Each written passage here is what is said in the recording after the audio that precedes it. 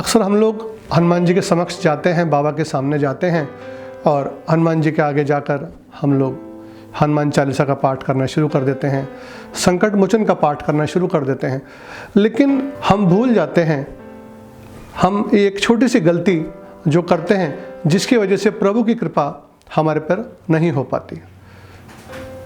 उसको समझने से पहले आपको एक छोटी सी कथा मैं आपको बताता हूँ कि इसका कारण क्या है। दरअसल हनुमान जी शापित देवता हैं, हनुमान जी को शाप लगा हुआ है। आप सबको ज्ञात ही है कि जब हनुमान जी सूर्य देवता को फल समझकर खाने के लिए आकाश की ओर गए, तब इंद्र ने अपने वज्र से प्रहार किया। उसके बाद हनुमान जी धरती पे आके गिरे। उसके बाद ब्रह्मा जी के आशीर्वाद से उनका शरीर स्वस्थ हुआ और हनुमान जी का नाम पड़ा हनुमान। हनु मतलब जिसका मान, जिसकी नाक टूटी हुई है, हनुमान बाबा का नाम पड़ा। और सब देवी देवताओं ने जो भी हनुमान जी के दर्शन के लिए आए थे, क्योंकि हनुमान जी और कोई नहीं भगवान शंकर के 11वें रुद्र अवतार हैं, सब लोग बाबा का बाल रूप देखने के लिए आए और सब देवी देवताओं ने आशीर्वाद दिए। आशीर्वाद पाने के बाद हनुमान जी बचपन में ही बड़े उद्दंड हो गए, बहुत शरारती हो गए थे। जब उनका मन आता, किसी को ऋषि को उठा के यहाँ से वहाँ रख देते, तोड़ फोड़ मचाते। एक बार की बात है, एक ऋषि एक पर्वत पे बैठकर तपस्या कर रहे थे। हनुमान जी महाराज वहाँ गए और पूरा का पूरा पर्वत ही उठाकर, क्योंकि अति बलशाली थे, जाकर उस पर्वत की टुकड़ी को हनुमान जी ने हिमालय पर्वत के ऊपर जाके रख के आ गए।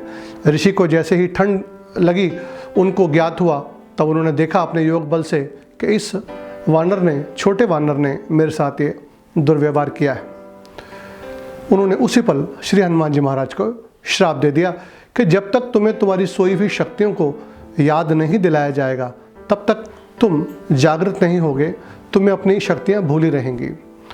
यही प्रसंग श्री श्री सुंदरकांड के प्रारंभ में किष्किंधा कांड के समापन में आता है कि जब 100 योजन का समुद्र सामने होता है और समुद्र को देखकर सब कहते हैं कि मैं इतना कूद सकता हूँ, इतना जा सकता हूँ, और हनुमान जी महाराज जो परम शक्तिशाली हैं, वो एक चट्टान के ऊपर अपने सर पे हाथ रखकर बैठे हुए हैं। वो समझ नहीं पा रहे मैं क्या करूँ। जब जामवंत जी उनकी सोई हुई शक्तियों को याद दिलाते हैं, हनुमान जी जागृत होते हैं और जामवंत जी से कहते हैं, जामवंत जी यदि आप कहो तो मैं पूरी की पूरी लंका को ही उखाड़ कर ले आता हूँ, केवल आप मुझे बताओ। तब हनुमान जी को जागृत किया। तो यहीं हम लोग अपनी पूजा में, अपने पाठ में जो गलती करते हैं, आइए मैं आपको वो बताता हूँ। जैसे कि हम हनुमान जी के समक्ष मंदिर में जाते हैं, पूजा करते हैं, पाठ करते हैं, हम सीधा सीधा जाके हनुमान चालीसा और ये सब पाठ करना शुरू कर देते हैं।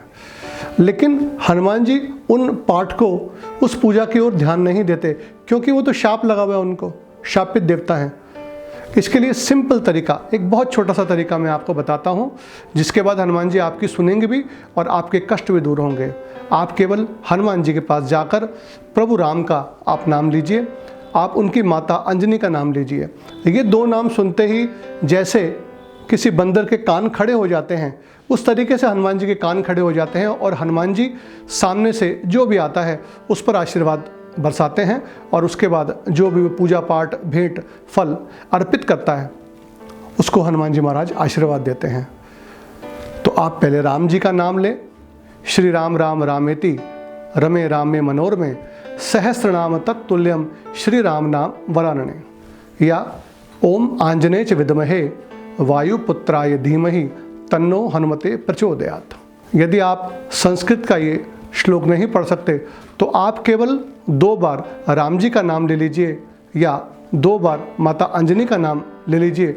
ऐसा करने से हनुमान जी महाराज जागृत हो जाएंगे और उसके बाद आपकी भेंट पूजा को हनुमान जी स्वीकार करेंगे। राम नाम को भी लेने का मैं आपको एक बहुत सरल तरीका बता रहा हूँ। हनुमान जी को जो सबसे प्रिय है, वो ना कोई भोग, ना कोई प्रसाद, ना कुछ। हनुमान जी को सबसे प्रिय राम जी का नाम है। आप जिस प्रकार दशरथ जी ने अपने शरीर को छोड़ते हुए राम का नाम लिया था, उस तरीके से 108 बार राम जी का नाम लेकर हनुमान जी के गले में वो माला अर्पित करें। मैं आपको बताता हूँ, अक्सर हम लोग जो राम नाम की माला करते हैं, राम राम 1, राम राम 2, राम राम 3, राम राम 4, राम राम 5, राम राम 6। इस तरीके से हम 108 बार राम जी का नाम जप कर माला अर्पित करते हैं। आप ऐसा भी कर सकते हैं। इससे और यदि आप चाहें जल्दी कृपा मिले तो आप जैसा मैं आपको बता रहा हूँ उस तरीके से कीजिए। राम राम राम राम राम राम 1, राम राम राम राम राम राम 2, राम राम राम राम राम राम 3, राम राम राम राम राम राम 4। इस तरीके से करके 108 बार आप बोलिए और उसके बाद अपने मन ही मन में इस वाक्य को दोहराइए, ये माला पूरी हुई, ये माला पूरी हुई, मन का 108, मनोकामना पूर्ण हो, नित्य करे जो पाठ। और कह के दूर खड़े ही रह के हनुमान जी को माला स्वरूप अर्पित कर दीजिए।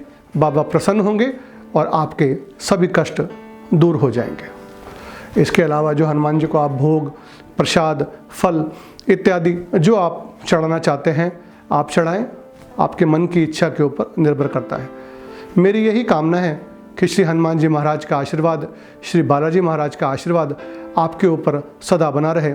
इसी प्रकार से आगे आने वाले वीडियो में मैं बहुत सरल तरीके से आपको इस चैनल पर आने वाले वीडियो में मैं आपको सब देवी देवताओं की कृपा हमको कैसे मिले वो बहुत सरल आसान शब्दों में मैं आपको समझाने की कोशिश करूंगा।